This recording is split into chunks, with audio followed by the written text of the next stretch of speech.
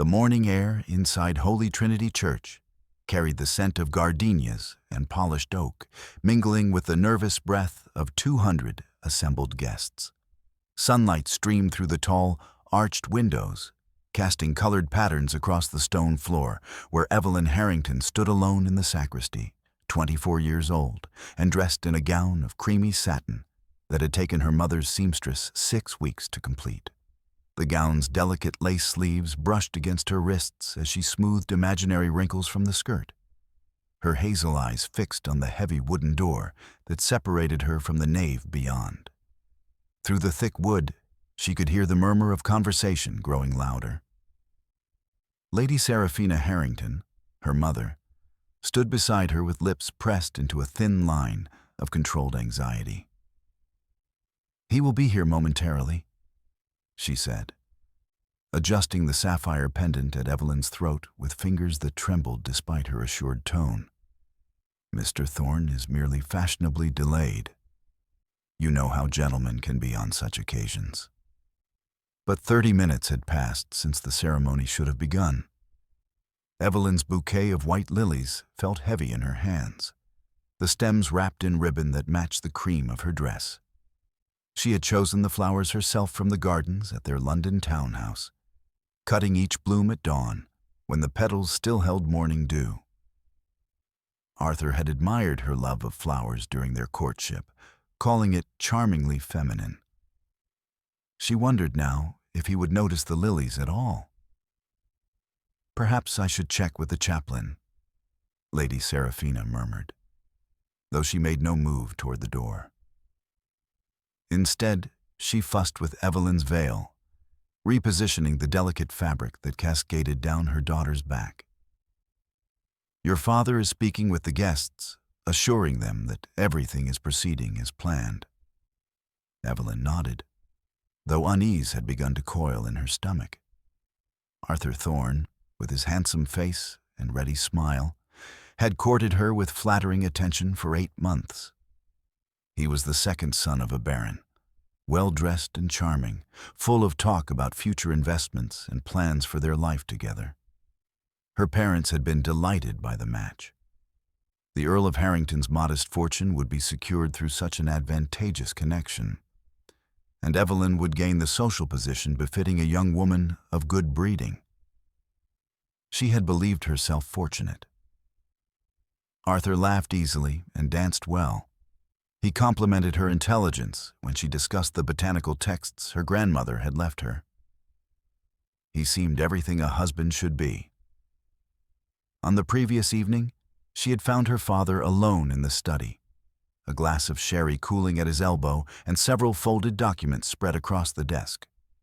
He had covered them the instant she stepped inside, forcing a smile that did not quite reach his eyes. "Nothing for you to trouble yourself over," he had said briskly. "Once tomorrow is done, many things will be set to rights." At the time, she had taken it as a reference to social expectations, not a glimpse of some lurking catastrophe. Through the sacristy door, the murmurs had shifted in tone. Where before there had been polite chatter and occasional laughter, now there were hushed whispers, the sharp intake of breath that signaled scandal unfolding. Lady Seraphina's face paled. "Wait here," she commanded, and swept from the room with her skirts rustling against the stone floor. Evelyn remained motionless, the bouquet growing slick in her damp palms. She counted her heartbeats, each one louder than the last. Outside the narrow window, a bee landed on the sill and explored the stone, regarding her with one bright eye before flying away. How simple it must be, she thought, to have wings. The door opened. Her mother entered with the chaplain, a portly man whose normally jovial expression had collapsed into sympathy. Behind them came Evelyn's father, Earl Charles Harrington, his jaw clenched so tightly that the muscles stood out against his neck. In his hand, he clutched a folded piece of paper. "Evelyn," her mother began, but seemed unable to continue. The chaplain cleared his throat. "Miss Harrington, I am deeply grieved to inform you that Mr. Thorne has sent word. He will not be attending the ceremony this morning." The words arrived like physical blows, each one striking against her ribs. Evelyn stared at the paper in her father's hand, watching as he slowly extended it toward her. "He left this," her father said, his voice rough with suppressed fury. "A servant delivered it to the vestry entrance not 10 minutes ago." Her fingers moved without conscious thought, taking the letter and unfolding it. Arthur's handwriting sprawled across the page in confident loops, the same hand that had penned her love letters during their courtship. "Miss Harrington," the letter began, dispensing with any pretense of warmth. "I find myself in a position where I must be forthright regarding circumstances that have recently come to my attention. I have determined that our union would not serve my interests as I had initially believed. I have made alternate arrangements that better suit my requirements. I trust you will understand that some matches are simply not destined to be fulfilled. I wish you well in your future endeavors. Your servant, Arthur Thorne." The paper crumpled slightly in her grip. Not a word of apology, not even the courtesy of delivering this rejection in person. He had sent a servant, as though she were a tradesman being dismissed from employment. "What does it say?" her mother demanded, though Evelyn suspected she already knew. News of this magnitude could not be contained. Already the whispers beyond the door had risen to urgent conversations. Someone would have to inform the guests. Someone would have to send them away. The wedding breakfast at the Harrington townhouse would go uneaten, the cake left uncut. "He has found someone else," Evelyn heard herself say, her voice strangely distant. "Someone whose arrangements better suit his requirements."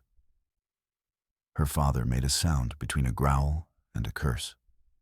"The scoundrel," he muttered. "When I discover where he has gone, I shall demand satisfaction. This insult cannot stand." But even as he spoke, Evelyn knew no satisfaction would come. Duels were illegal, and her father's influence extended only so far. Arthur Thorne was the son of a baron. The scandal would cling to her, not to him.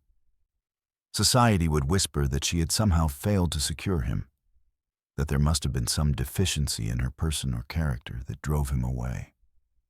The other young women who had envied her impending marriage would now pity her, which was infinitely worse. "We must make an announcement," the chaplain said gently. "The guests cannot remain in uncertainty." Lady Seraphina turned to him with desperate eyes.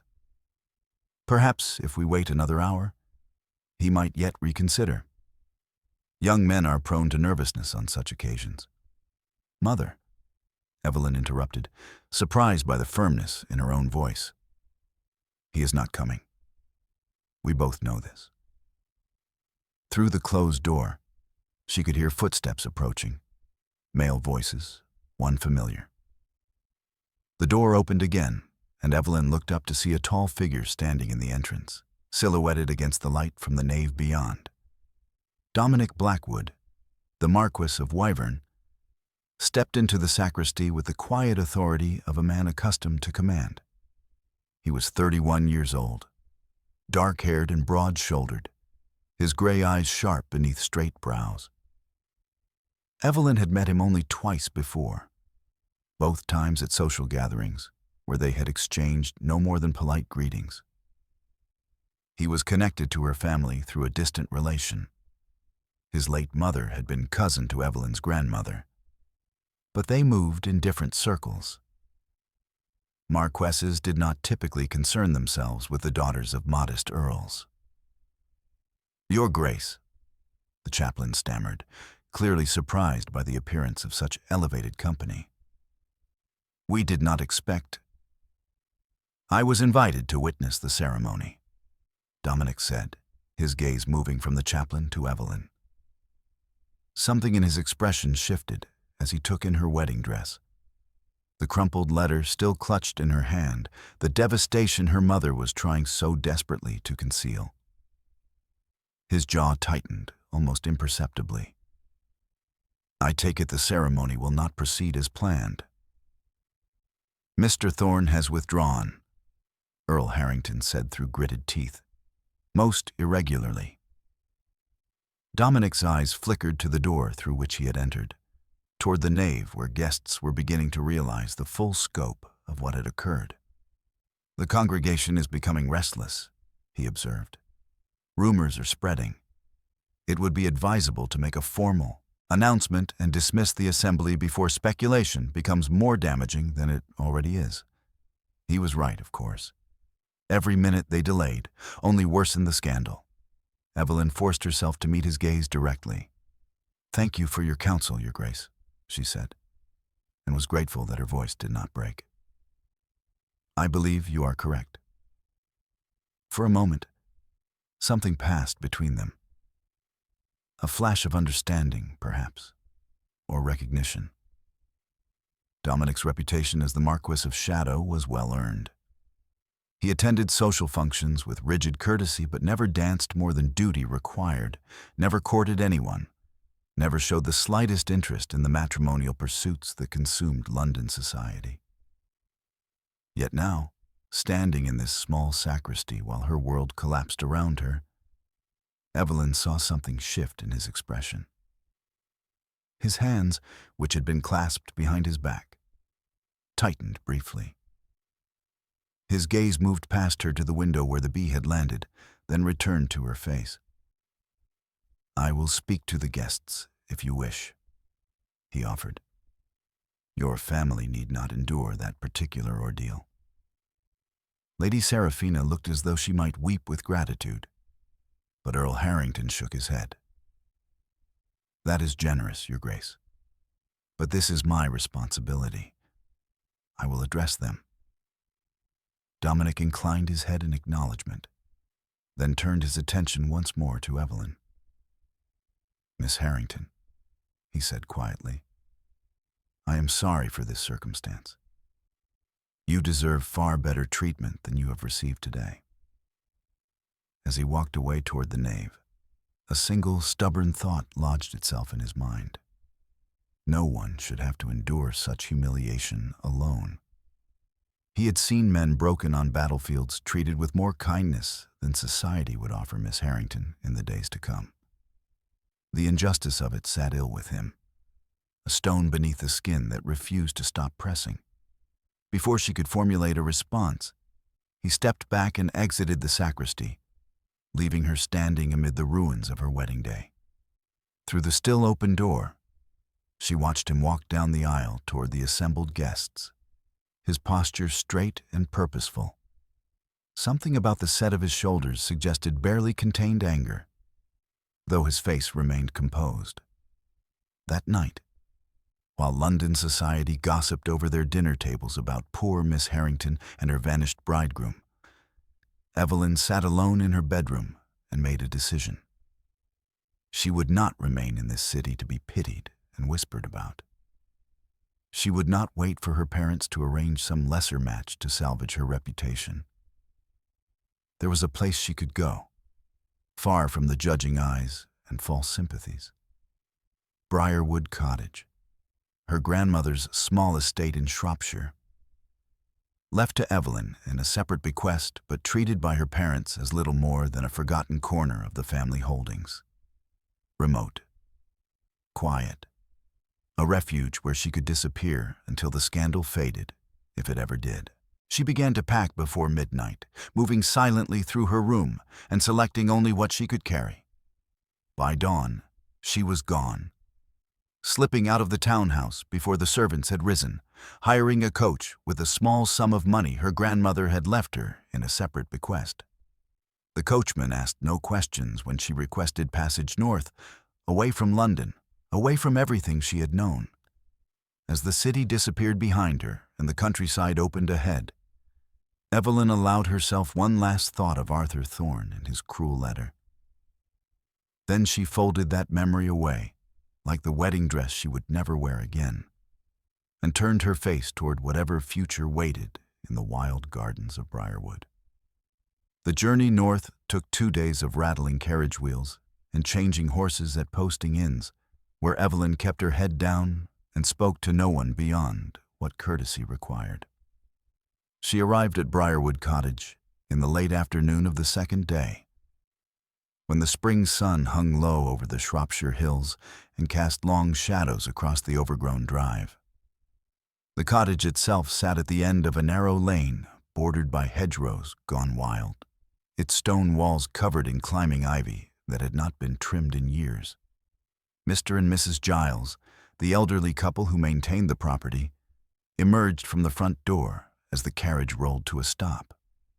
They were both past 60, gray-haired and stooped, but with kind faces that showed surprise rather than judgment at her unexpected arrival. Mrs. Giles wiped flour-dusted hands on her apron and hurried forward. "Miss Harrington," she said, her voice carrying the soft burr of the local accent. "We had no word you were coming. The cottage is not prepared for visitors of quality."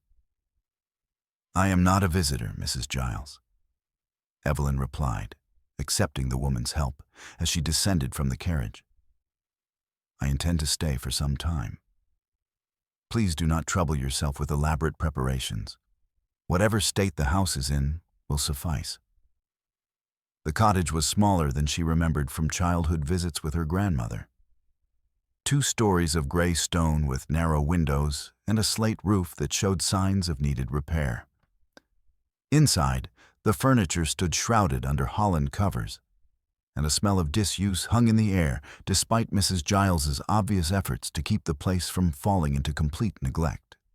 The parlor fireplace held cold ashes, and moisture stains marked the ceiling in one corner where rain had found its way through deteriorating slate. "We'll have fires lit straight away," Mr. Giles said, already moving toward the woodpile. "And I'll see about that leak in the roof come morning. Didn't expect anyone to need the place this season." Evelyn walked through the rooms slowly, removing her gloves and bonnet. The cottage held memories of her grandmother, who had lived here in widowhood and tended the gardens with passionate devotion. Those gardens now lay visible through the back windows, transformed into a wilderness of overgrown roses and tangled herb beds. The sight of them sent an unexpected pang through her chest. This was what abandonment looked like. This was what happened when no one cared enough to maintain what had once been beautiful. "I will restore the gardens," she announced, surprising herself with the declaration. "Starting tomorrow?" Mrs. Giles exchanged a glance with her husband. "That's a considerable task, miss. The grounds have gone quite savage these past years since your grandmother passed." "Then I shall become equally savage in reclaiming them," Evelyn said, and meant it. She needed occupation, needed something to exhaust her body so thoroughly that sleep would come without dreams of wedding ceremonies that never happened. "I brought very little with me. Tomorrow I shall need to visit the nearest village for supplies. Where might I find a market?" "Oakham, miss," Mr. Giles replied. "Quarter-hour's ride on horseback, though longer by foot. They have a market day each Friday. Small place, but folk are decent enough." That night, Evelyn slept in her grandmother's old bedroom, under quilts that smelled of lavender sachets Mrs. Giles must have placed in the wardrobe. The bed was smaller than her London one, the ceiling lower, the window offering a view of nothing but dark countryside and distant stars. No street lamps here, no sounds of carriages passing. Only silence, broken occasionally by the call of a night bird or the rustle of wind through the ivy. She did not cry. The tears had dried somewhere during the journey north, leaving behind a peculiar emptiness that felt almost like peace. Arthur Thorne belonged to her past now, along with London society and her mother's anxious social maneuvering. Here, in this forgotten corner of Shropshire, she could be no one's disappointment. She could simply exist.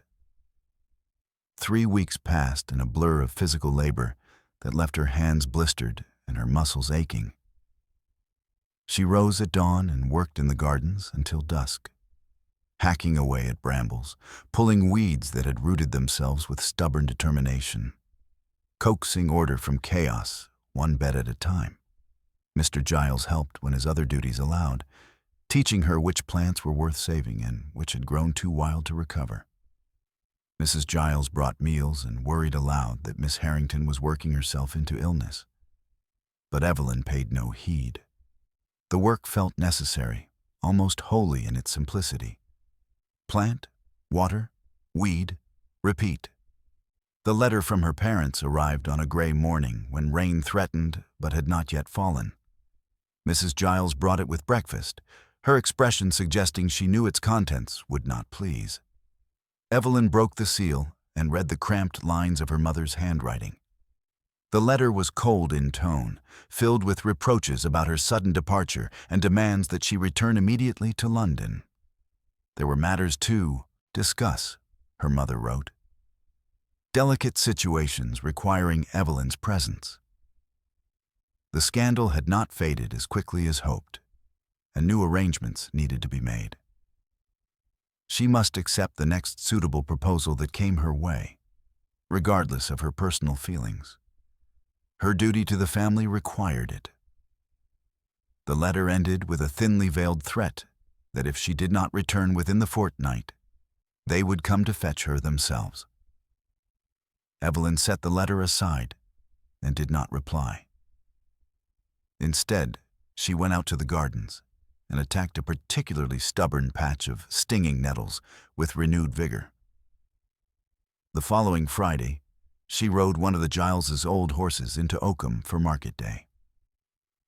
The village was indeed small, consisting of a main street lined with shops, a church with a square stone tower, and a green where farmers had set up stalls selling vegetables and cloth. People stared at her with open curiosity. A stranger was rare enough here. But their faces held no malice, only interest. She was examining a basket of seed packets at one of the stalls when a woman approached. Middle-aged, dressed in widow's black with a face that radiated kindness. She smiled at Evelyn with genuine warmth. "You must be Miss Harrington from Briarwood," the woman said. "Mrs. Giles mentioned you had arrived. I am Mrs. Clara Davies. My late husband was the rector here for 30 years. I live just beyond the green, in the old rectory." "Mrs. Davies?" Evelyn replied, grateful for the woman's straightforward manner. "A pleasure to meet you." "I knew your grandmother well," Mrs. Davies continued. "She was a formidable gardener. The roses at Briarwood were famous throughout the county. I hear you are attempting to restore them. Attempting is perhaps too generous a word. Battling might be more accurate." Mrs. Davies laughed, a rich sound that drew smiles from nearby vendors. "Your grandmother would approve. She believed gardens required both love and stubbornness in equal measure. If you find yourself in need of advice or simply conversation, my door is always open. It can be lonely in the countryside for those accustomed to London." The kindness in her voice nearly undid Evelyn's carefully maintained composure. She managed a smile and a murmur of thanks before making her purchases and retreating to her horse. But the encounter stayed with her during the ride back to Briarwood. Mrs. Davies had not asked prying questions or made reference to scandals. She had simply offered friendship, which was more valuable than gold. The second letter from her parents arrived a week later, more urgent in tone. Her mother wrote of financial difficulties that required immediate attention. They needed Evelyn to understand the gravity of their situation. Her father had made investments that had not yielded expected returns. She must return to discuss their options. Evelyn read this letter twice, unease growing in her stomach. Her father had always been private about money matters, but she had never suspected true financial trouble. Still, returning to London felt impossible. She folded the letter away and did not answer. The afternoon sun was slanting toward evening when Evelyn heard the sound of approaching horses. She was in the garden, dirt under her fingernails and sweat dampening her dress despite the mild temperature. The sound was unexpected. No one visited Briarwood. She straightened slowly, wiping her hands on the apron she had borrowed from Mrs. Giles, and turned toward the front of the cottage. Two riders emerged around the corner of the house. One was a servant in dark livery, but the other made her breath catch in surprise. Dominic Blackwood, Marquess of Wyvern, sat his horse with the easy grace of a man born to the saddle. He was dressed for travel, his dark coat dusty from the road, his gray eyes sweeping across the cottage grounds before settling on her. For a moment, neither spoke. Evelyn was acutely aware of her disheveled appearance, the mud on her skirt, the fact that she stood before a marquis looking like a common laborer. Dominic dismounted with fluid efficiency and approached slowly, as though dealing with a startled deer. "Miss Harrington," he said, his voice carrying the same measured tone she remembered from the church. "Forgive the intrusion. I came to ensure you were well." "Your Grace," she managed, though her mind raced with questions. What was he doing here? How had he known where to find her? "This is unexpected." "I imagine so." He glanced toward the gardens, taking in the evidence of her work. "Your parents were concerned about your sudden departure. They asked if I might verify your safety." The lie was transparent. Her parents would never presume to make requests of a marquis. Whatever had brought Dominic Blackwood to Shropshire, it was his own decision. Evelyn felt her defenses rise automatically. "As you can see, I am perfectly well. You may report to whomever you wish that I am in no need of rescue." Something that might have been amusement flickered in his expression. "I had not intended to rescue you, Miss Harrington. Merely to satisfy myself that you had not met with misfortune. And now that you have satisfied yourself?" "Now," he said quietly, "I find myself wondering whether you would permit me to stay in the area for a short while. I have a property nearby that requires my attention. Shadowmere Lodge, a hunting property that has been neglected. It would be convenient to oversee its restoration." Evelyn stared at him. The Marquess of Wyvern did not personally oversee minor properties. He had stewards and agents for such tasks. This was clearly a pretext, but for what purpose? "Your Grace, I do not require supervision or companionship. I came here precisely to be alone." "I understand," Dominic replied, "and I have no intention of imposing on your solitude. I simply wished you to know that I will be nearby, should you have need of anything." Before she could form a response, he inclined his head in farewell, mounted his horse with the same efficient grace, and rode away with his servant following. Evelyn stood in the garden, watching until they disappeared down the lane, and wondered what game the Marquis of Shadow was playing. Dominic Blackwood did not leave Shropshire, as Evelyn had half expected. True to his word, he took up residence at Shadowmere Lodge and proceeded to make his presence known through a series of practical interventions that she found simultaneously irritating and impossible to refuse. 2 days after his arrival, a carpenter appeared at Briarwood with materials to repair the leaking roof. When Evelyn protested that she had not requested such assistance, the man simply shrugged and said the Marquess had sent him. The following morning, a wagon arrived bearing lumber for the broken fence in the paddock, along with workers who completed the repairs before noon. Evelyn considered riding to Shadowmere to confront him. but pride held her back. She would not give him the satisfaction of seeing how his interference both rankled and relieved her. Instead, she threw herself into garden restoration with renewed determination, as though proving she needed no one's help for the work she chose to do herself. Their encounters during those first weeks were brief and formal. Dominic rode past Briarwood on his way to or from the village, always offering a courteous nod if she happened to be visible. Occasionally, he stopped to inquire whether she lacked anything essential, his tone suggesting he was merely fulfilling a duty to distant relations. She answered with equal formality, and he never pressed beyond polite conversation. Yet something about the way his gaze lingered on the restored sections of garden suggested genuine interest rather than mere courtesy.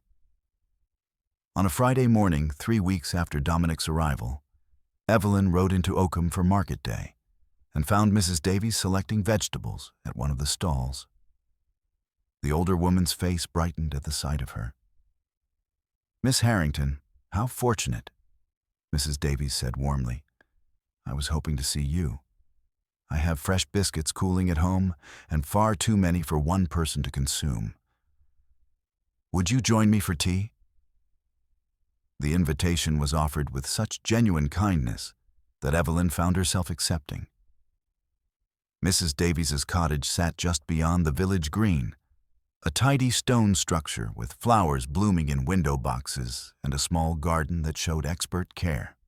Inside, the rooms were modest but comfortable, filled with books and the lingering scent of baking. Over tea and biscuits still warm from the oven, Mrs. Davies proved to be excellent company.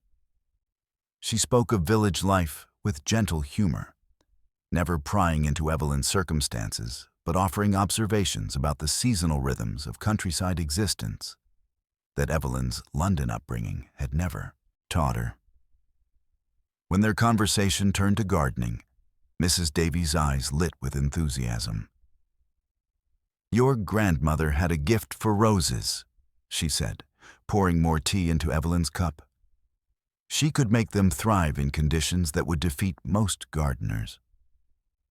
I remember one summer when drought killed every rose in the county except hers. People came from miles away to see how she had managed it. I wish I had learned more from her while I had the chance," Evelyn admitted. "I was very young when she passed, and my parents were not interested in gardening as anything more than decorative." "Knowledge can be recovered," Mrs. Davies replied. "I have some of her notes, actually. She gave me cuttings and instructions years ago. You are welcome to them if they would be useful." Before Evelyn could respond, the sound of horses drew Mrs. Davies to the window. "Ah, the Marquis," she murmured. "He has been quite active in the neighborhood since taking residence at Shadowmere. Such a change from his reputation. One hears he never leaves London except for obligatory visits to his estates." Evelyn rose and glanced through the window, seeing Dominic dismounting in the village square. He moved with the same efficient grace she remembered, his dark coat and tall boots marking him as gentry even without the title. As though sensing observation, he looked toward Mrs. Davies's cottage and met Evelyn's gaze through the window.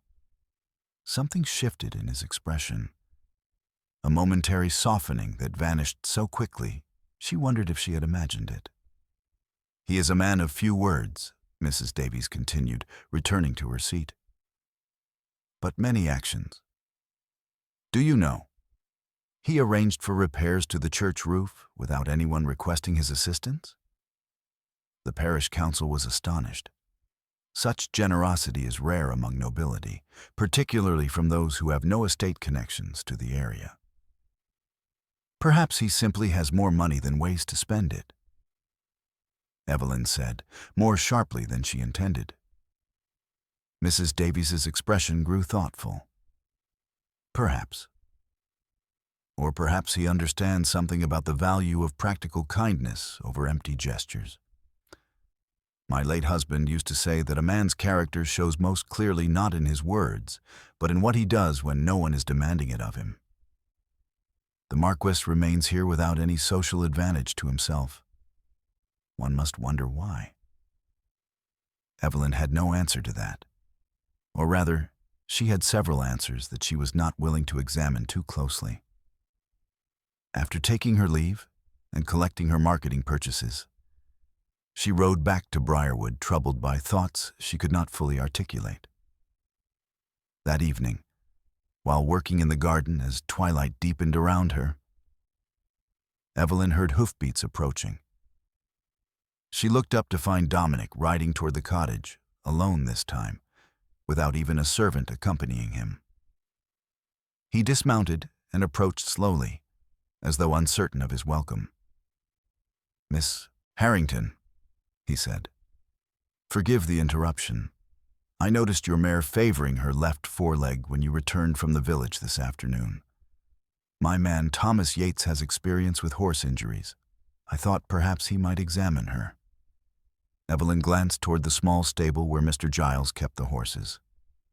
She had noticed nothing wrong, but then her knowledge of equine health was limited. "That is considerate of you, Your Grace, though I am certain Mr. Giles would have observed any serious problem." "Perhaps," Dominic agreed. "But Thomas served as cavalry farrier during the war. He has skills beyond the ordinary. It would cost you nothing to allow him to look." There was something in the way he said it. A careful neutrality that suggested this was important to him for reasons beyond simple neighborly concern. Evelyn found herself nodding acceptance, and Dominic gestured to someone waiting beyond the garden gate. A man in his mid-40s approached, lean and weather-beaten, with steady hands and observant eyes. "Thomas Yates, miss," the man said with a slight bow. "If you will show me to your stable?" While Thomas examined the mare, Evelyn and Dominic stood in awkward silence amid the partially restored rose beds. The evening air carried the scent of early summer, rich soil and growing things. Dominic's attention drifted across the gardens, taking in the evidence of her labor. "You have accomplished a great deal in a short time," he observed quietly. "These beds show signs of careful planning, not merely random clearing." "My grandmother taught me the basics before she died," Evelyn replied. "I have been attempting to recall her methods. She would be proud of what you have achieved." The simple statement, delivered without flattery or artifice, touched something unexpected in Evelyn's chest. She looked at him properly for the first time since he had arrived, studying the strong lines of his face in the fading light. "Why are you here, Your Grace? And I do not mean at Briarwood this evening. Why did you truly come to Shropshire?" Dominic's jaw tightened slightly. For a long moment she thought he would deflect or offer another transparent excuse. Instead, he met her gaze directly. "I saw what happened to you at Holy Trinity. I saw your dignity in circumstances where many would have collapsed. And I saw a man who did not deserve you abandon you as though you were worthless.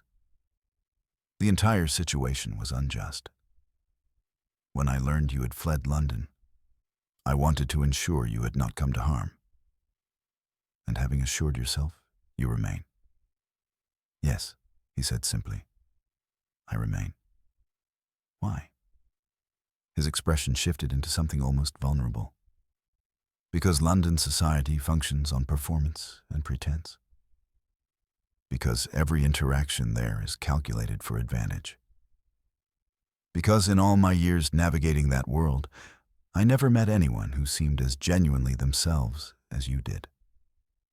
Even in moments of private devastation. Because I lost my brother to war while I was playing politics in drawing rooms. And I learned that real courage is not always loud or obvious. You showed more courage walking out of that church with your head high than most men show on battlefields." The words hung between them, raw and honest. Evelyn felt something shift inside her, a crack in the protective wall she had built. Your brother, she said softly. Mrs. Davies mentioned you served together? Thomas served with my brother, Dominic corrected. Henry was 8 years younger than I.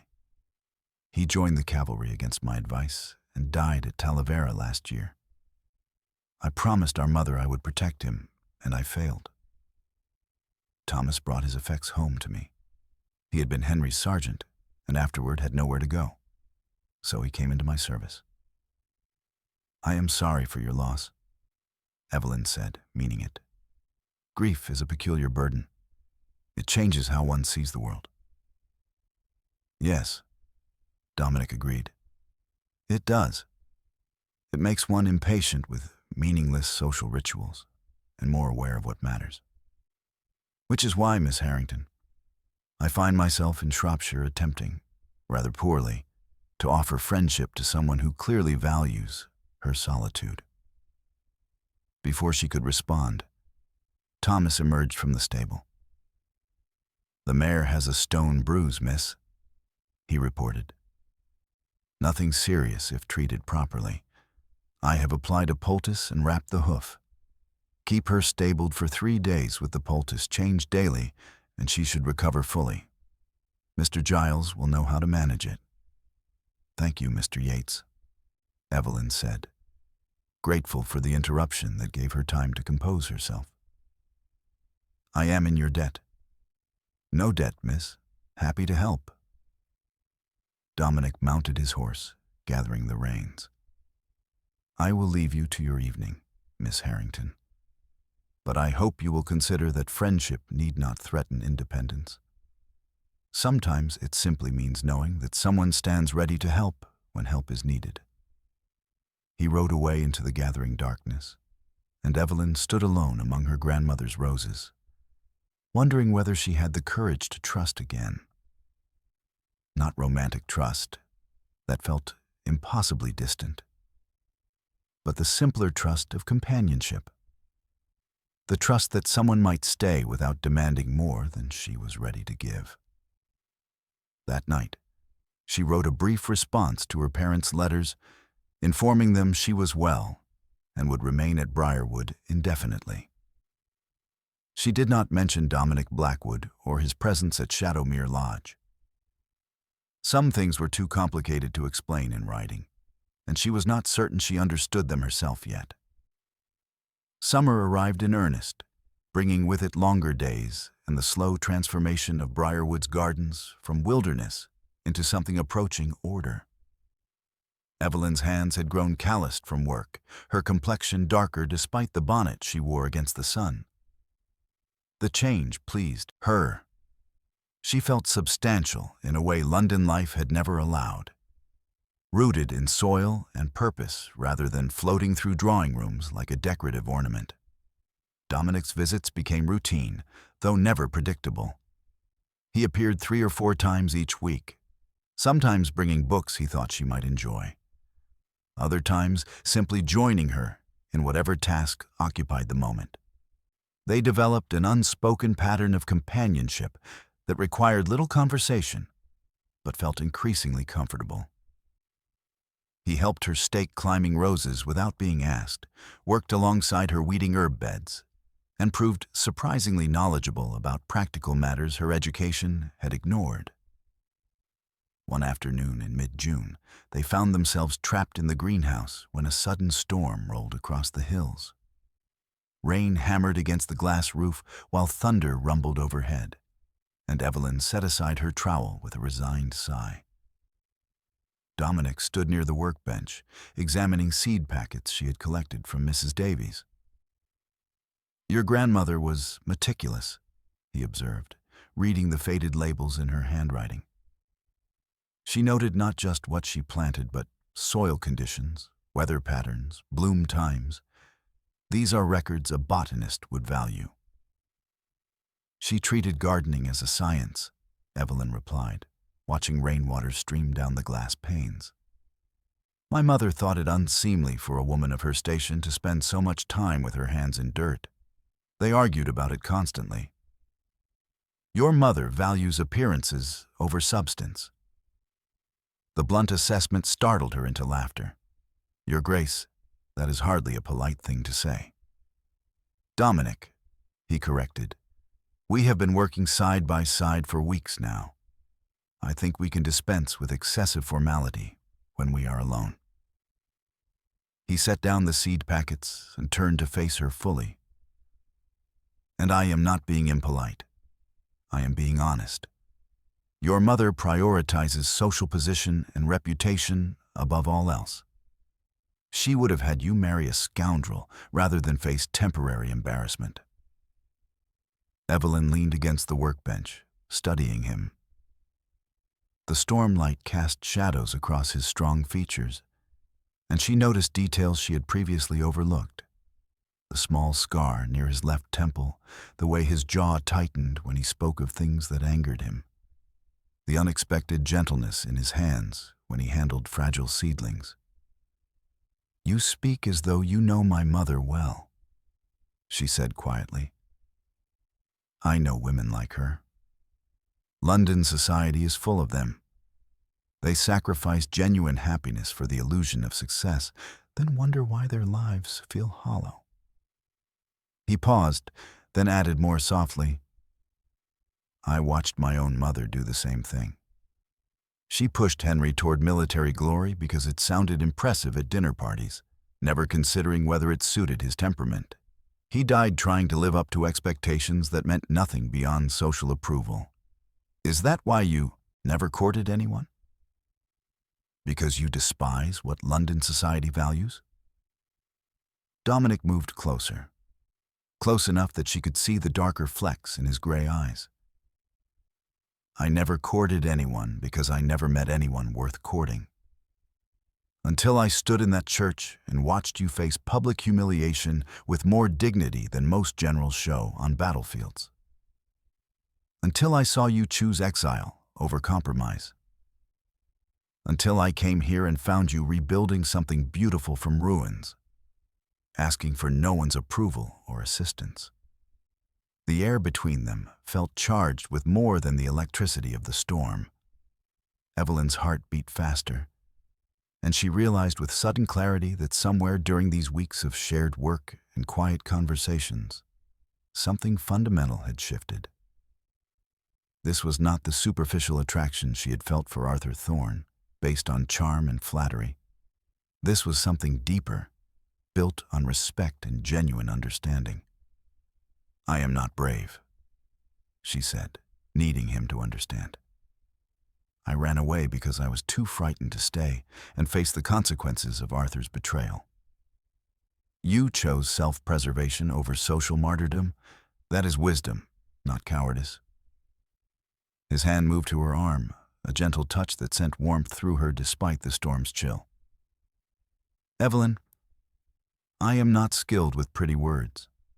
I cannot court you with poetry or grand gestures. But I can offer you honesty. You have become important to me in ways I did not anticipate. Your strength, your dedication to restoring these gardens, the way you refuse to let cruelty diminish who you are. All of it matters to me." She wanted to believe him. God, how she wanted to trust that this was real and not another illusion that would shatter. But fear held her tongue, fear of being foolish again, fear of revealing how much she had begun to depend on his presence.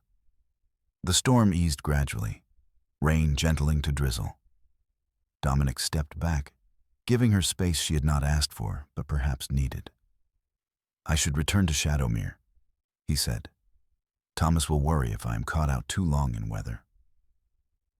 After he left, Evelyn remained in the greenhouse, pressing her palm against the place on her arm where his hand had rested. She could still feel the warmth of it, the careful restraint in his touch.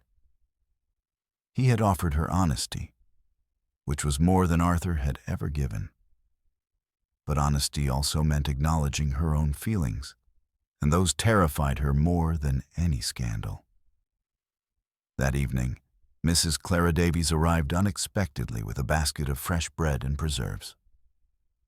Evelyn invited her in for tea, grateful for the distraction from her tumultuous thoughts. The older woman settled into the parlor with comfortable familiarity, accepting her cup with a smile. "You have been seeing much of the Marquis," Mrs. Davies observed, her tone carefully neutral. "The village is quite interested in his continued presence here." "We are friends," Evelyn replied, perhaps too quickly.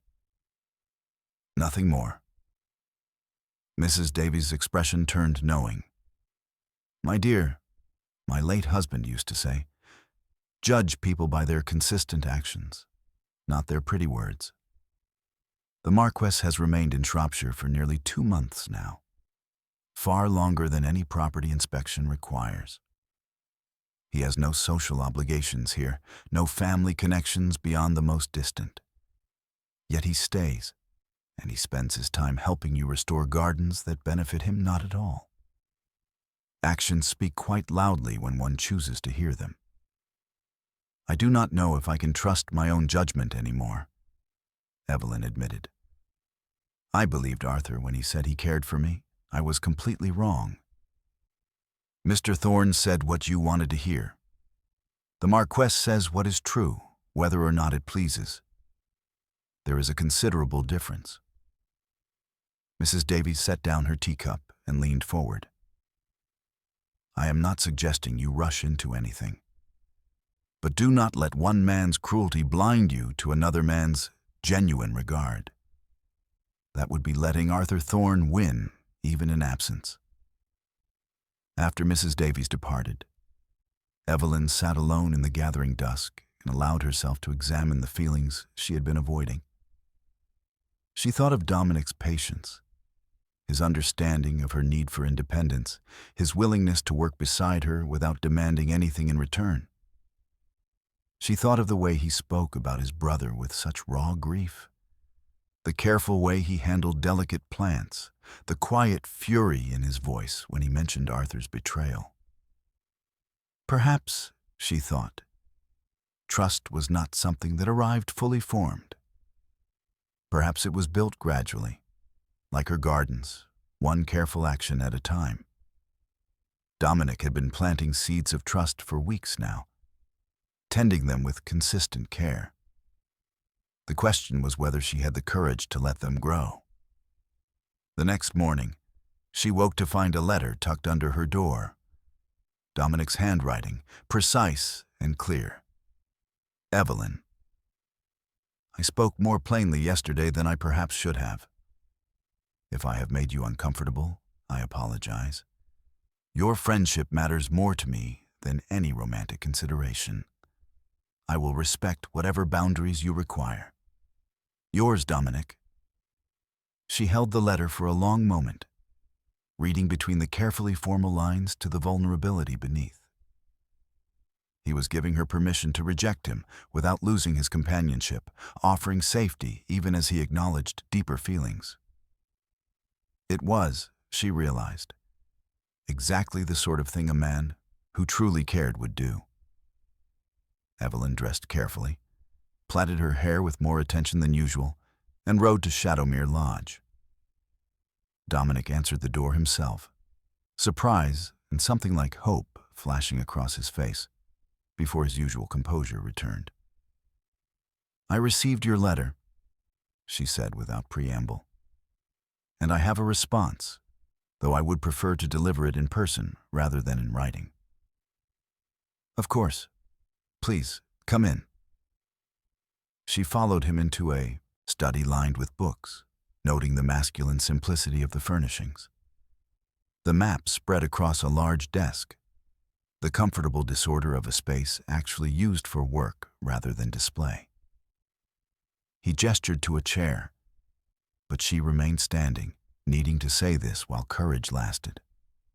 "You told me yesterday that you cannot offer poetry or grand gestures," she began, "but what you can offer is infinitely more valuable.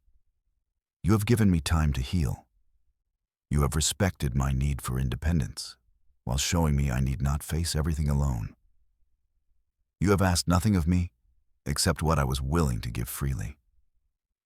She paused, gathering her thoughts. "I am not ready for courtship in any formal sense." The scandal is too recent, my heart too bruised. But I am ready to stop pretending I do not value your presence.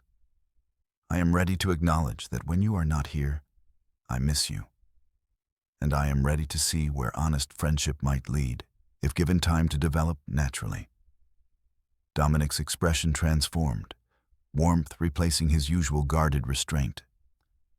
"Time is something I can offer in abundance," he said quietly. "I am in no hurry, Evelyn. What matters is that you know I am here, and I will remain here as long as you permit it." The weeks following Evelyn's visit to Shadowmere passed in a haze of sunlit afternoons and quiet contentment. She and Dominic fell into an easy rhythm of shared meals and companionable work, their conversations ranging from botanical minutiae to philosophical debates about literature and politics. He brought her books from his library, and she taught him the proper way to deadhead roses without damaging new growth. It felt natural in a way her courtship with Arthur never had, built on mutual respect rather than performance. Then, on a humid afternoon in late July, everything changed. Evelyn was arranging cut flowers in the parlor when Mrs. Giles appeared at the door, her expression troubled. "Miss Harrington, there is a gentleman caller. He says he is an old acquaintance and requests a moment of your time." Evelyn's hand stilled on the roses. She had few acquaintances who knew of Briarwood's location. "Did he give a name?" "Mr. Arthur Thorne, miss." The vase nearly slipped from her grip. For a moment she could not breathe, could not think beyond the rushing sound in her ears. Arthur. Here. After months of silence, he had somehow found her refuge and invaded it with his presence. "Tell him I am not receiving visitors," she said, forcing her voice to remain steady. "I already did, miss. He was most insistent. Said it was a matter of urgent importance regarding your family." Her family. Evelyn's stomach twisted with anxiety. Perhaps something had happened to her parents. Perhaps this was not about Arthur at all, but genuine crisis. She set down the vase carefully. "Very well. Show him to the parlor, but ask Mr. Giles to remain nearby." Arthur Thorne entered the room looking much as she remembered, handsome in a conventional way, with his fair hair and easy smile. But she noticed things now that love's blindness had concealed before. The slight wear on his coat cuffs suggesting financial strain. The calculating assessment in his eyes as he took in the cottage's modest furnishings. The false warmth in his expression. "Evelyn," he said, moving forward as though to take her hands. She stepped back instinctively, and he halted, hurt flashing across his face. "You look well. Country life suits you." "Mr. Thorne," she replied coolly, deliberately formal. "Mrs. Giles mentioned urgent family matters. Please state your business quickly." His smile faltered. "I see you are still angry about our unfortunate misunderstanding in London. I had hoped time would have softened your feelings." "Misunderstanding?" The word emerged sharper than she intended. "You abandoned me at the altar with a cruel letter and no explanation beyond your own self-interest. That was not a misunderstanding. That was betrayal." "I was under tremendous pressure," Arthur said, his tone shifting to something pleading. "Financial difficulties I could not escape. Miss Charlotte Beaumont's family promised relief from my circumstances. I made a terrible mistake in judgment. And now?" Evelyn kept her voice level despite the anger rising in her chest. "Have you come to apologize? To explain? What purpose could your presence here possibly serve?" Arthur moved closer, and she caught the scent of desperation beneath his cologne. "The arrangement with the Beaumonts fell apart. They discovered the extent of my debts and withdrew their support before the marriage could take place. I find myself in an even more difficult position than before." He paused, then added with manufactured sincerity, "But through it all, I realized what I had lost.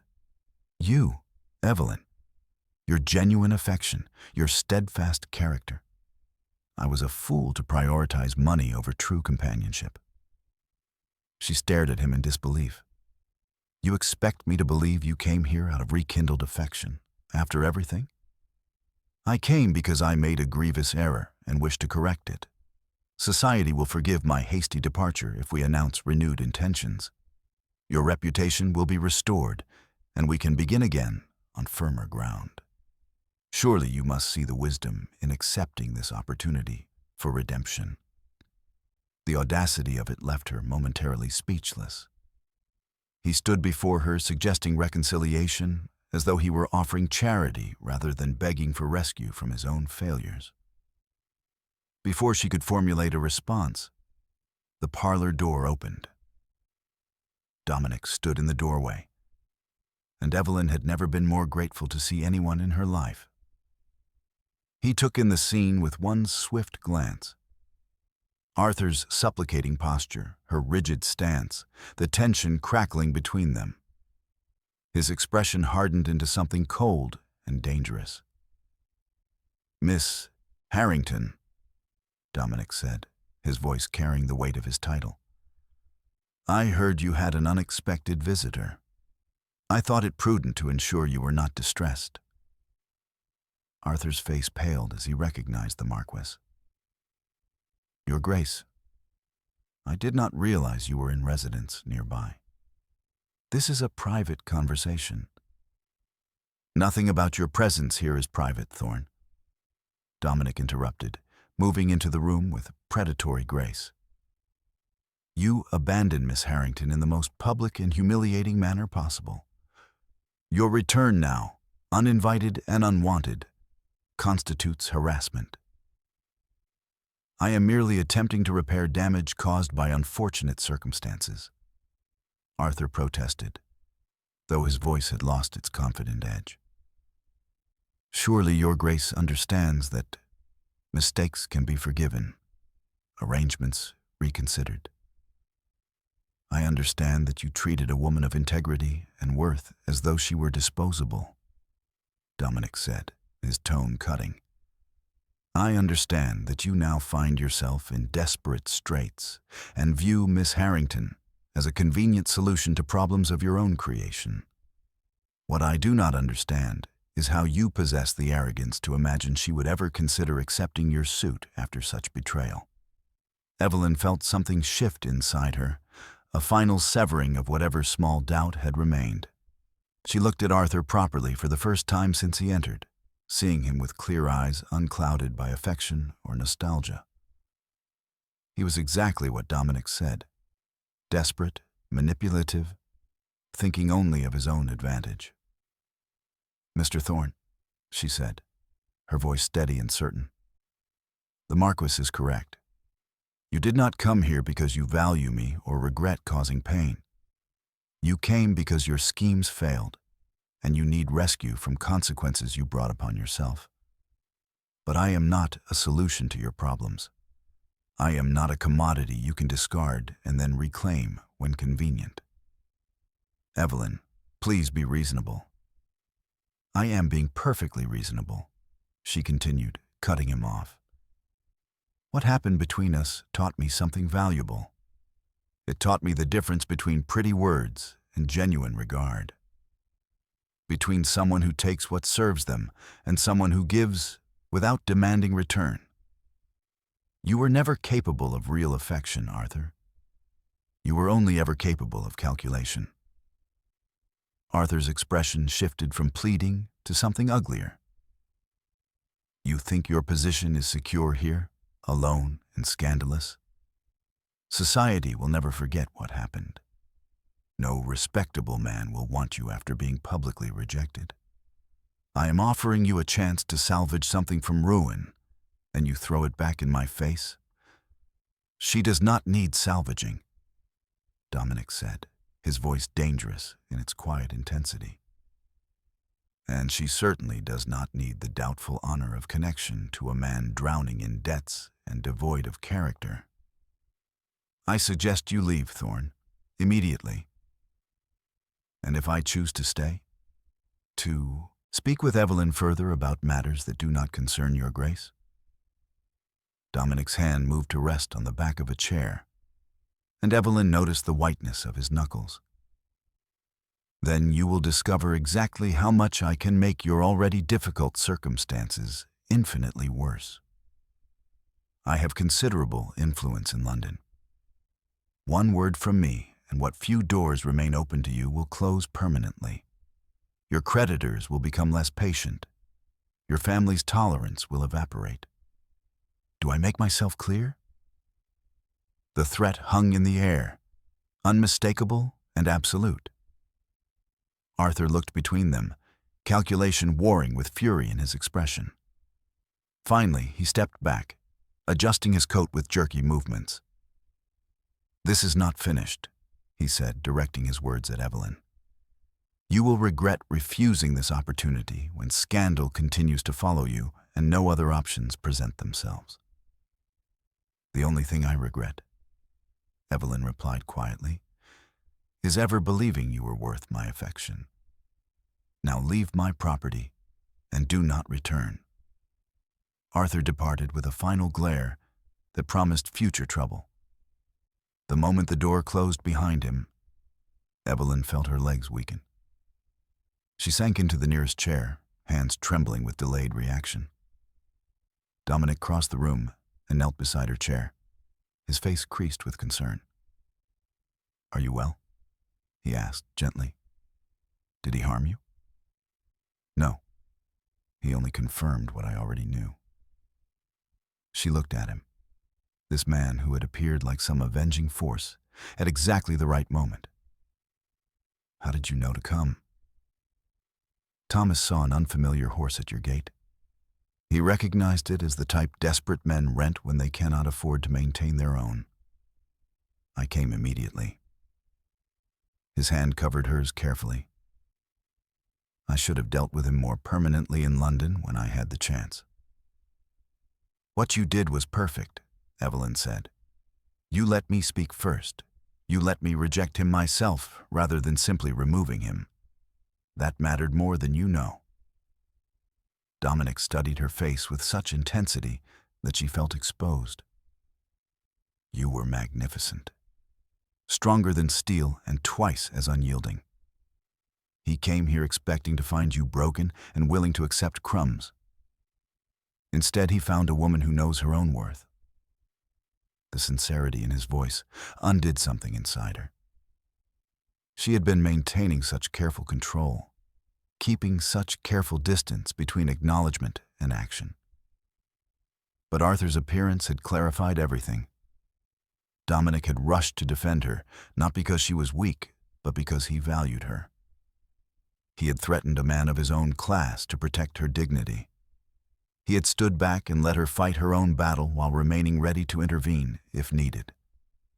That was love, not Arthur's calculated courtship or pretty lies. This quiet, steadfast presence that asked for nothing but offered everything.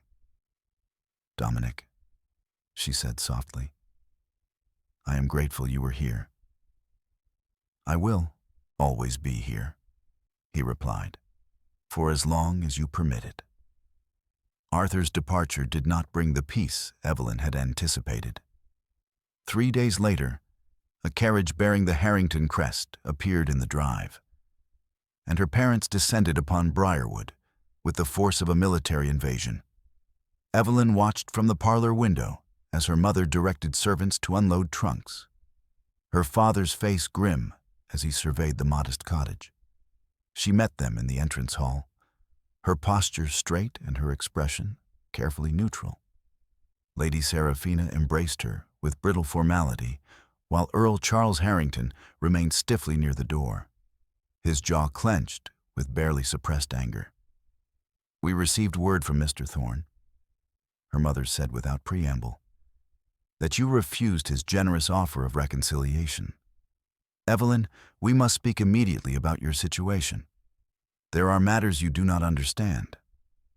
There is nothing to discuss, Evelyn replied calmly. Arthur came here seeking rescue from his own failures. I declined to provide it. That is the extent of the matter. Her father made a sound of frustration. You declined the opportunity to salvage your reputation and secure your future. Do you have any comprehension of how dire our circumstances have become? Perhaps you should explain these circumstances, Evelyn said, gesturing to the parlor, since you have traveled all this way to discuss them. Inside the modest room, her parents settled with obvious discomfort on furniture they clearly considered beneath their station. Lady Seraphina smoothed her traveling dress with agitated movements, while the Earl paced before the fireplace. Your father has experienced financial reversals, her mother began carefully. Investments that were expected to yield returns have instead produced significant losses. We find ourselves in a delicate position. Delicate? Her father's voice rose sharply. We are nearly bankrupt, Margaret. Evelyn deserves the truth. My gambling debts have accumulated beyond what I can repay. Creditors are threatening legal action. We face potential debtors' prison unless immediate arrangements can be made. The words struck Evelyn like physical blows. She had suspected financial difficulty from their letters, but not catastrophe of this magnitude. The dowry you promised Arthur, she said slowly, understanding dawning. It never existed, did it? Her father's silence confirmed her suspicion. Lady Seraphina twisted her hands together. We believed the investments would resolve themselves before the marriage, that Mr. Thorne would not inquire too closely until after the ceremony, by which time familial obligation would prevent him from withdrawing. We never anticipated he would discover the truth beforehand. So Arthur abandoned me, not simply for Miss Beaumont's fortune, Evelyn said, her voice hollow, but because he learned I had no dowry at all. And you knew. You let me believe I was marrying for affection when I was actually being sold to settle your debts. We were protecting the family, her mother protested. You have responsibilities to your position, to maintaining our social standing. You were using me, Evelyn interrupted, anger finally breaking through her composure. I was a commodity in a transaction that failed. And now you come here demanding I accept Arthur's suit because you need me to solve problems you created through your own choices. Her father stopped pacing and turned to face her directly. We need you to make a practical decision. Arthur is willing to overlook the dowry situation if you agree to marry him. His debts and ours can be managed through strategic consolidation. It is the only solution that salvages anything from this disaster. The only solution for you, Evelyn said. Not for me. I will not marry a man who betrayed me publicly to rescue parents who lied to me privately. Lady Seraphina's expression hardened. Then what do you propose? That we allow our family name to be dragged through scandal while you hide in the countryside playing at gardening? You have obligations, Evelyn. You cannot simply abandon them because your feelings were hurt. My feelings were not hurt, Evelyn replied, her voice cold. My trust was destroyed. There is a considerable difference. She stood, moving to the window where she could see the gardens she had rebuilt through months of solitary labor. You speak of obligations and family duty. But what obligation did you fulfill when you gambled away our security? What duty did you honor when you attempted to deceive Arthur and, failing that, expected me to accept the consequences of your failures? You ungrateful child, her mother hissed.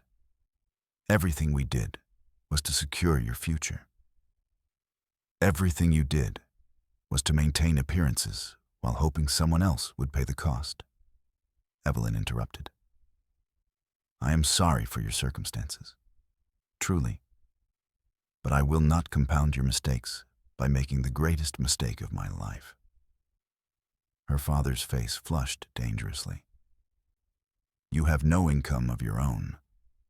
This cottage belongs to the family estate. How long do you think you can maintain this fantasy of independence before reality forces you back to London? The cottage was my grandmother's separate property, Evelyn said, facts she had verified with the family solicitor weeks ago. It passed to me directly under her will, along with a modest annual income from the trust she established. I am not as dependent on your support as you believed. The silence that followed felt heavy with shocked betrayal. Her mother's face paled while her father stared as though seeing a stranger. Finally, Lady Seraphina rose with rigid dignity. I see we have wasted our journey, she said, her voice brittle. You have chosen selfishness over family loyalty. When you find yourself completely isolated by scandal with no respectable prospects remaining, do not expect us to welcome you back with sympathy. I expect nothing from you, Evelyn replied quietly. That, at least, will spare us all future disappointments. Her parents departed within the hour, their carriage disappearing down the lane in a cloud of dust and unspoken recriminations. Evelyn stood watching until they vanished from view, feeling simultaneously liberated and bereft. She had severed the ties that bound her to obligation and expectation, but the cutting had left wounds that would take time to heal. She was still standing at the window when Dominic arrived an hour later, his expression concerned. Thomas had obviously informed him of the Harringtons' arrival and departure. He entered the parlor without knocking, taking in her rigid posture and pale face. They told you everything, he said. It was not a question. They told me they are bankrupt, that my dowry never existed, that Arthur discovered the truth and fled to save himself from a marriage that would bring him nothing but debt. Her voice remained steady through sheer force of will. They want me to marry him anyway, to somehow salvage their reputations and finances through advantageous union with a man equally desperate. Dominic crossed to her, standing close enough that she could feel his warmth. And you refused. Of course I refused. But Dominic... She turned to face him, and he saw the devastation in her eyes. They lied to me, used me. They cared nothing for my happiness, only for what I could provide them. I feel like I have been walking through my life blind, seeing only what I wanted to see, rather than what actually existed. You saw what loving parents should be, he said gently. You are not at fault for having reasonable expectations of the people who should have protected you. I am a fool. You are human.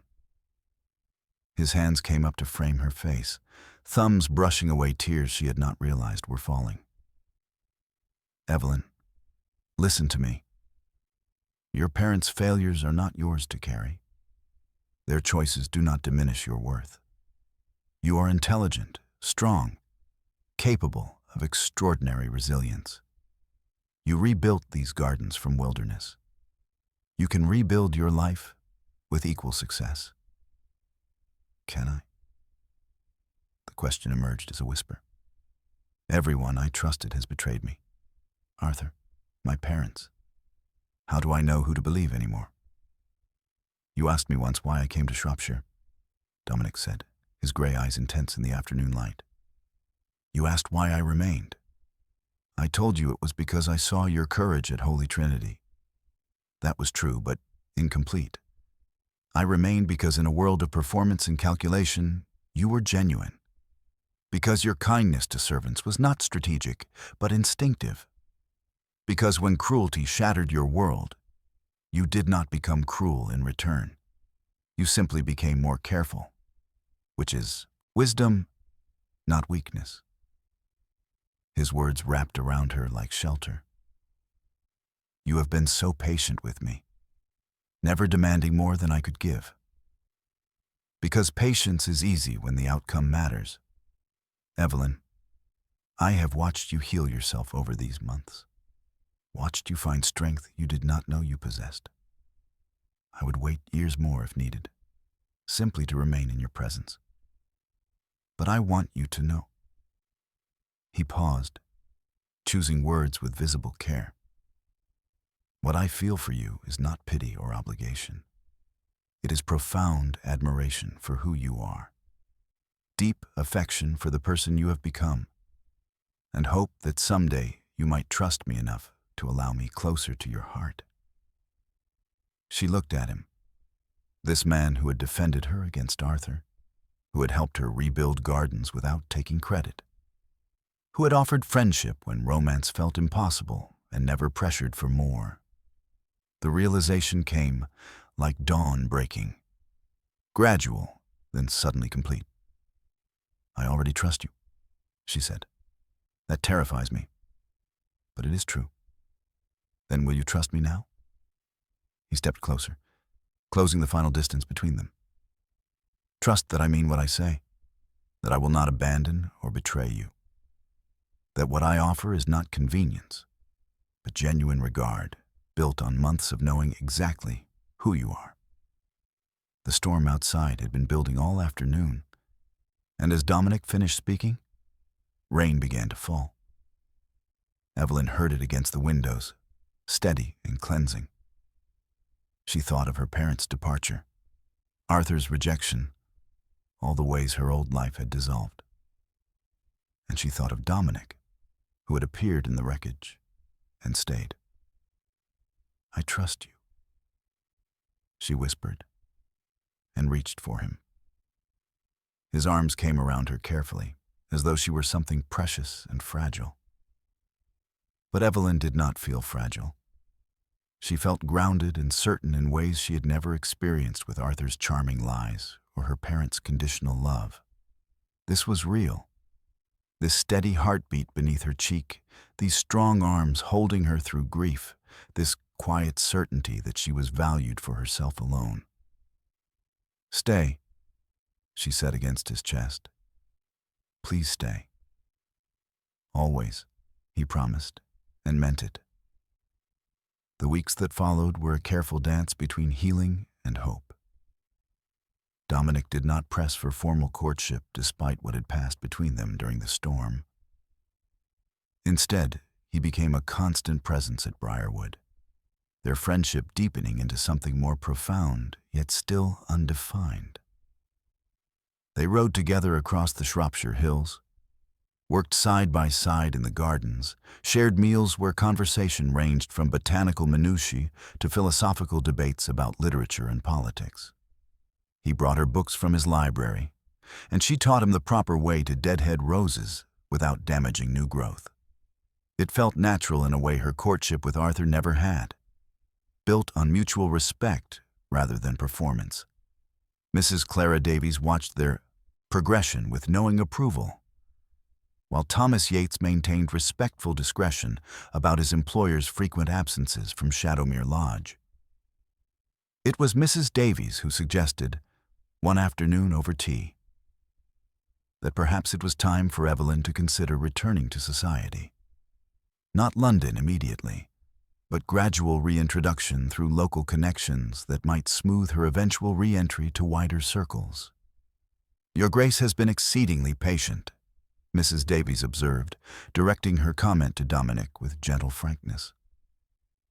But sooner or later, Miss Harrington's situation must be formally resolved. The countryside provides excellent refuge, but it cannot remain permanent exile unless that is genuinely what she wishes. Evelyn set down her teacup carefully. What I wish is irrelevant if society has decided I am ruined beyond redemption. Society decides nothing permanently, Dominic replied. Power and influence shape perception.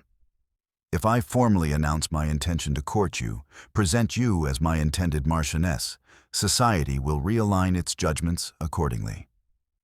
No one questions a marquis's choice of bride without considerable risk to themselves. The casual mention of marchioness made Evelyn's breath catch.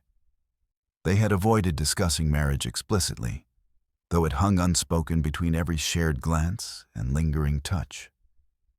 You would face criticism, she said quietly.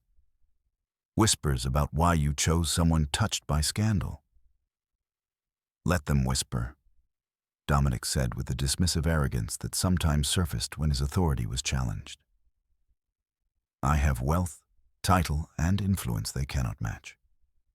More importantly, I choose you not despite your circumstances, but because of who you are. Anyone who cannot understand that distinction is unworthy of consideration. Mrs. Davies smiled into her tea. Well spoken, Your Grace. Miss Harrington, you must decide what future you want. Permanent countryside retirement or eventual return to broader society. Both are valid choices, but they require different strategies. That evening, Evelyn walked alone through the gardens, now fully restored, considering Mrs. Davies's words.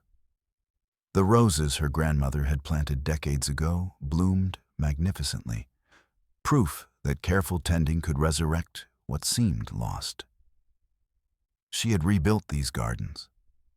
Perhaps she could rebuild her life as well, not as the frightened girl who fled London, but as the woman she had become, through solitude and Dominic's steady companionship. For months, she had defined courage as the act of leaving, walking away from the altar, from London, from the expectations that had nearly broken her. Now, as she traced familiar paths between beds she had coaxed back to life, she began to suspect there was another kind of bravery, to walk back into the very rooms that had once witnessed her humiliation, not as a supplicant seeking pardon, but as a woman who knew her own worth. The decision, once made, felt surprisingly simple. She would return to society, but on her own terms, with Dominic beside her as partner rather than rescuer. She would face the whispers with the same dignity she had shown at the altar, proving that scandal could wound but not destroy. When she informed Dominic of her decision the following morning, his expression transformed with relief and something deeper. Pride mixed with profound affection. We should do this properly, he said. Return to London together, announce our engagement formally, give society no room to doubt my intentions or your value. There will be complications, Evelyn warned. Arthur may attempt further interference. My parents will likely cause difficulties. Your family. Do you even have family who might object? An uncle who serves as trustee to the estate. Several distant cousins I rarely see. None whose opinions matter more than yours. Dominic took her hands, his touch warm and steady. Evelyn, I am not asking you to face London for my sake or society's. I am asking whether you are ready to stop hiding from a world that wronged you and claim the life you deserve. She thought of her grandmother, who had lived here after widowhood by choice, not exile, who had built beauty from wilderness through sheer determination. Yes, she said, I am ready. The journey to London took 3 days, during which they stopped at respectable inns where Dominic ensured Evelyn had separate accommodation and proper chaperonage through a maid he hired specifically for propriety's sake. Every detail was managed to prevent additional scandal, though Evelyn suspected rumors would spread regardless. A marquess traveling with an unmarried woman, even with every courtesy observed, would generate speculation. They arrived in London on a gray October afternoon, the city vastly different from the spring morning when Evelyn had fled. Dominic escorted her directly to his townhouse in Mayfair, where his staff received her with such careful deference that she knew he had prepared them thoroughly. A suite of rooms had been arranged for her use, and an elderly cousin of Dominic's was already in residence to serve as chaperone, ensuring absolute propriety. The formal announcement of their engagement appeared in the papers 2 days later. Dominic had composed it with characteristic directness.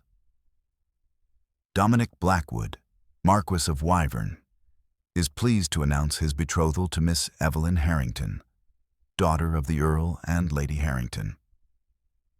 The engagement was formed during residence in Shropshire and is the result of sincere attachment and mutual regard. A wedding date will be announced in due course. The response was immediate and divided. Some of Dominic's social circle expressed delight, others bewilderment that the Marquis of Shadow had finally chosen to marry, and still others whispered about the irregularity of courting a woman so recently involved in public scandal. Evelyn heard none of it directly. Dominic shielded her carefully during those first days, but she knew the whispers existed.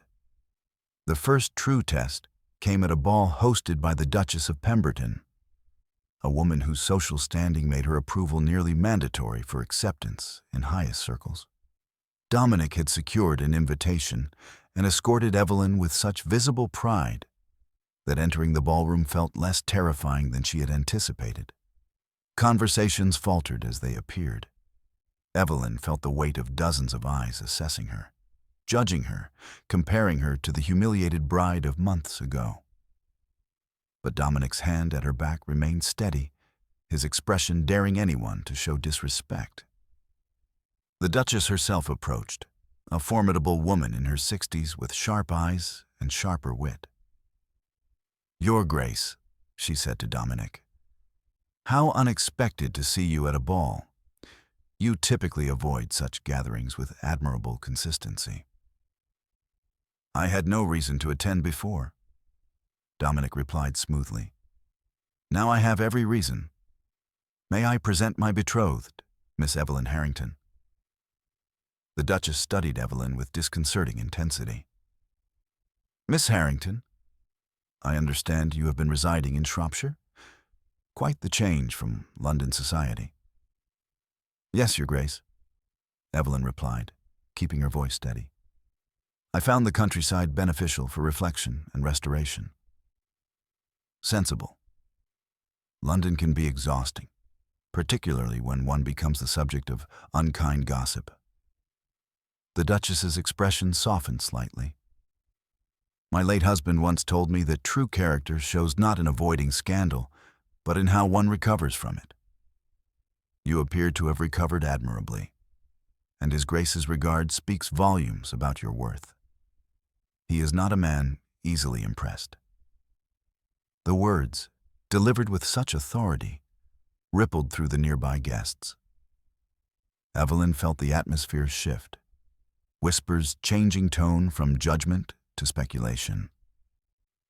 The Duchess of Pemberton's approval carried immense weight. If she accepted Evelyn, others would follow or risk social disadvantage. The evening progressed with cautious success. Some guests remained coolly formal, but others approached with genuine warmth once the Duchess's blessing became clear. Dominic remained at Evelyn's side throughout, a solid presence that announced she was under his protection and any insult to her would be considered an insult to him. Then, across the crowded ballroom, Evelyn saw Arthur Thorne.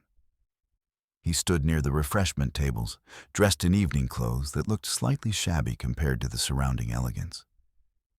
His face was thinner than she remembered, his expression carrying desperation he could no longer fully conceal. When their eyes met, something ugly flickered across his features. Dominic noticed immediately, his body tensing beside her. "Do you wish to leave?" he asked quietly. "No," Evelyn replied, though her heart raced. Running accomplished nothing before, it will accomplish nothing now. In Shropshire, she had refused him for the sake of her own sanity, reclaiming her right to live without the weight of his betrayal. Here, beneath chandeliers and the watchful gaze of London society, the stakes were different. This was not merely about private closure. This was about who she would be remembered as, the girl who had been abandoned or the woman who had chosen herself. Arthur began moving toward them through the crowd. Dominic stepped slightly forward, positioning himself between them with subtle protectiveness. When Arthur reached them, he offered a bow that was correct, but held mockery in its precision. "Your Grace," he said to Dominic. "Miss Harrington, how delightful to see you both." "Mr. Thorne," Dominic replied, his voice cold enough to freeze. "I had not expected to find you at such a gathering. I thought your financial circumstances precluded participation in events requiring appropriate attire." Arthur's smile tightened. "I manage. Though some of us do not have the advantage of ducal resources to smooth our path through difficulty. Some of us do not create our difficulties through cowardice and dishonesty." Dominic countered. "You would do well to remember that your current circumstances are consequences of your own choices." The nearby guests had fallen silent, sensing confrontation. Arthur's face flushed, but he turned his attention to Evelyn with poisonous sweetness.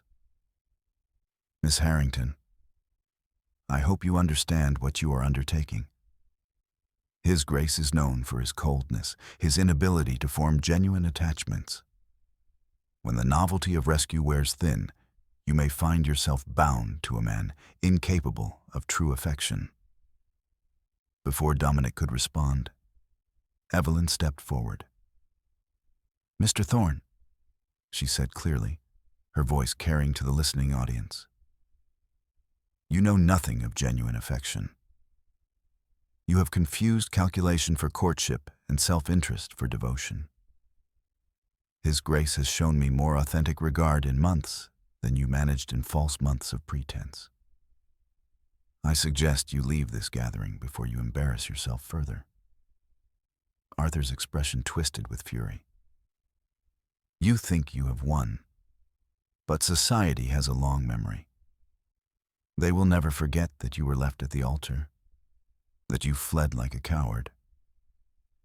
And they will remember that I confronted a man of your character with more grace than you deserve." Evelyn interrupted. "Now leave. You are not welcome in my presence." For a moment, Arthur looked as though he might continue his attack. Then Dominic moved forward slightly, his posture radiating threat despite making no overt gesture. Arthur stepped back, his courage failing, and retreated through the crowd with what dignity he could salvage. The ballroom remained silent for several heartbeats. Then the Duchess of Pemberton began to clap, slow and deliberate applause that drew all attention to her. "Well said, Miss Harrington," she announced. "It is refreshing to see someone handle a scoundrel with such admirable directness." Other guests began applauding as well, and Evelyn felt the final barrier break.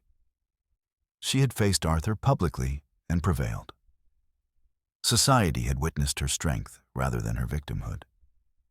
Whatever whispers continued, they would carry less power now. Dominic took her hand, his expression showing pride and affection mixed with relief. "You were magnificent," he said quietly, "steel wrapped in silk." "I learned from observing you," Evelyn replied, and meant it. His steadiness had taught her that true strength required neither aggression nor submission, simply unwavering certainty in one's own worth.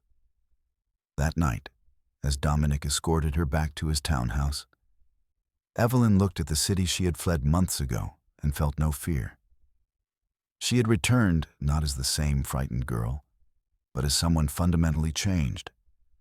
Whatever challenges remained, she would face them with Dominic beside her, not as her rescuer, but as her equal partner in building a life neither shame nor scandal could diminish.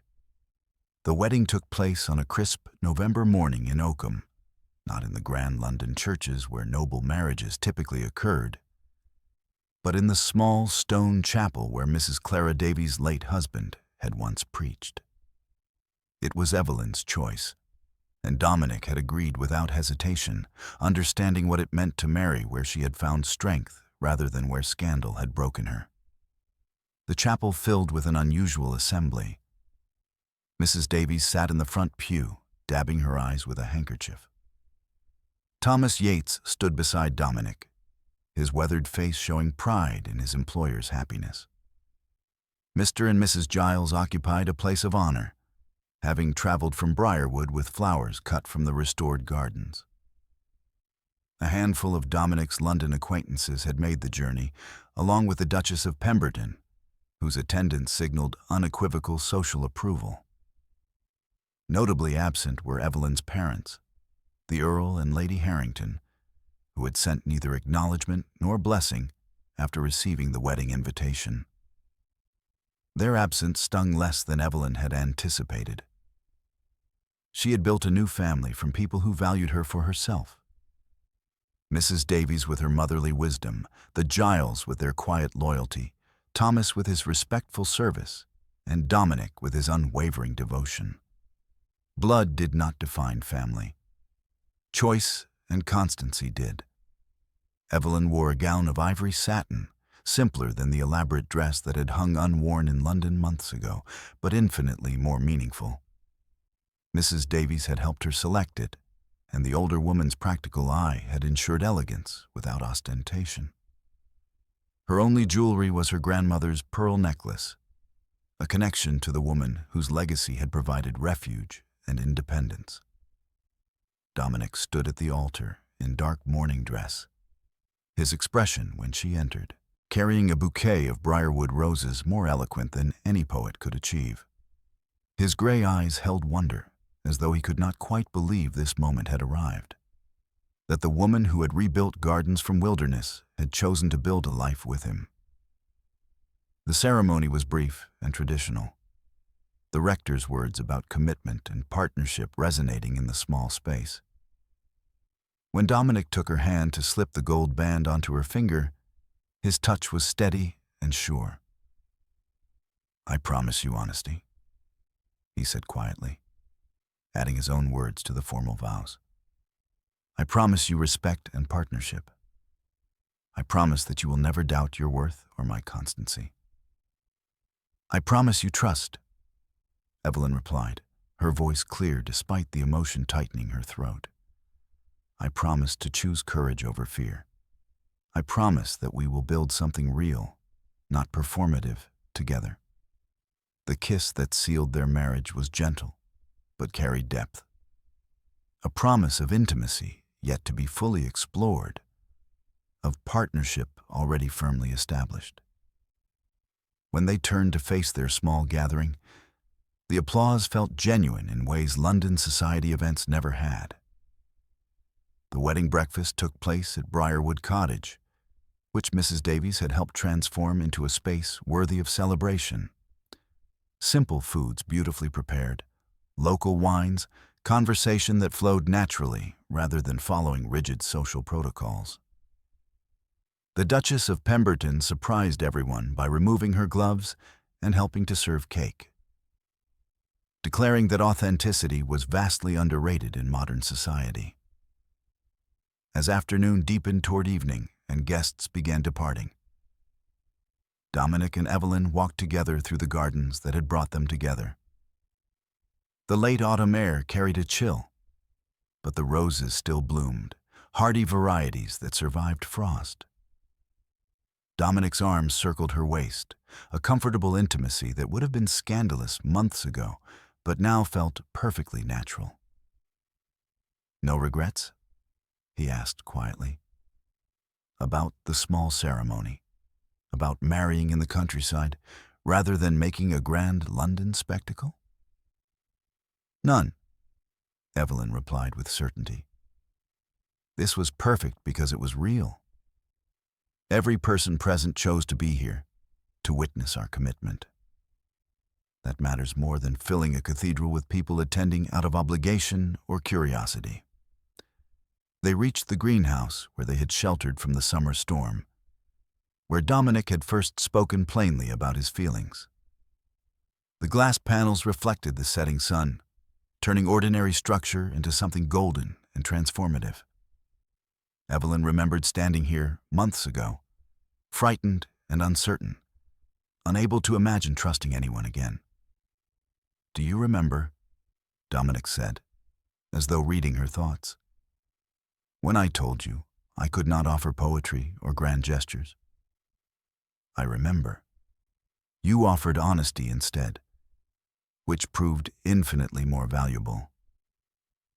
He turned to face her fully, his hands framing her face with careful tenderness. "I want to amend that statement. I may not write sonnets, but I can promise you this. Every day of our marriage, I will choose you. Not from duty or social expectation, but because you are the most remarkable person I have ever known. You transformed ruin into beauty, both in these gardens and in your own life. You faced cruelty with dignity and betrayal with strength.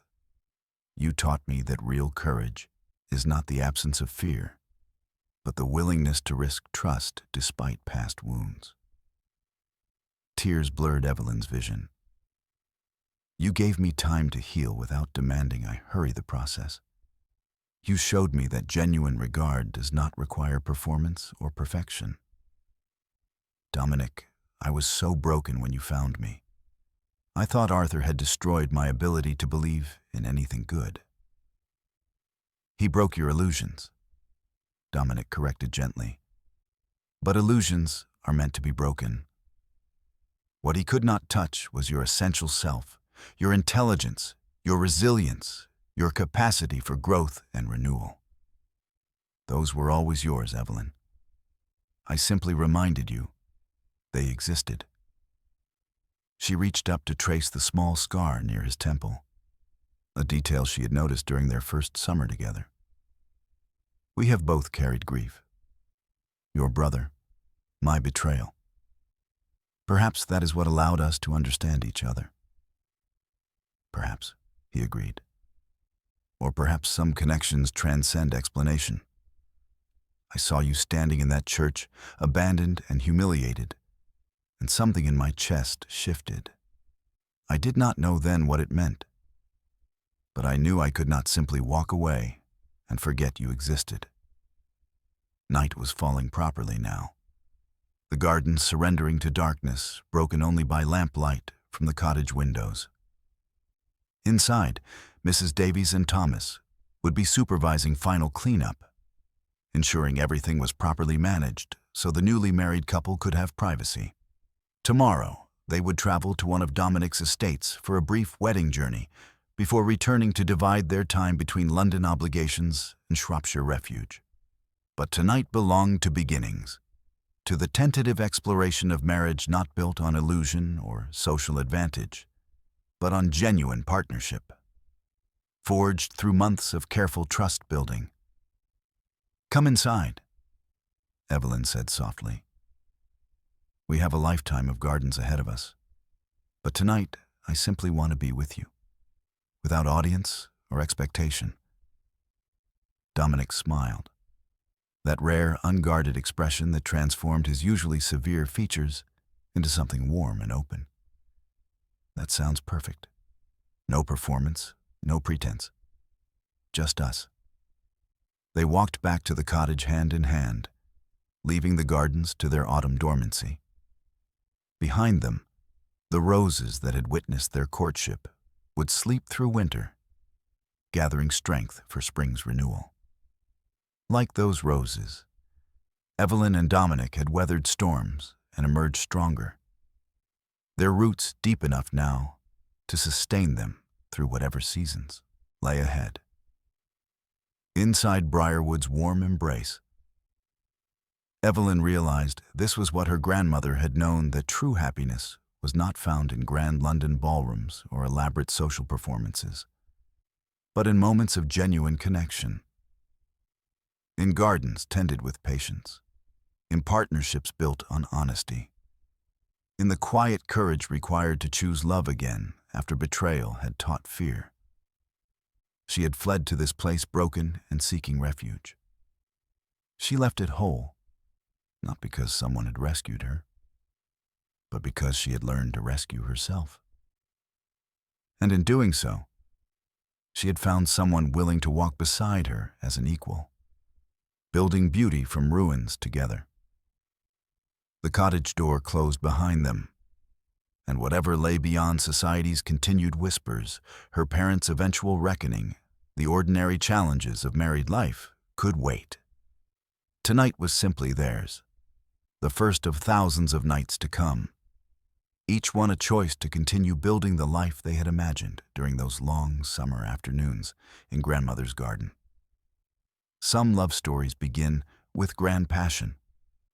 Theirs had begun with quiet persistence, with garden soil under fingernails and honest conversations that acknowledged pain without being consumed by it.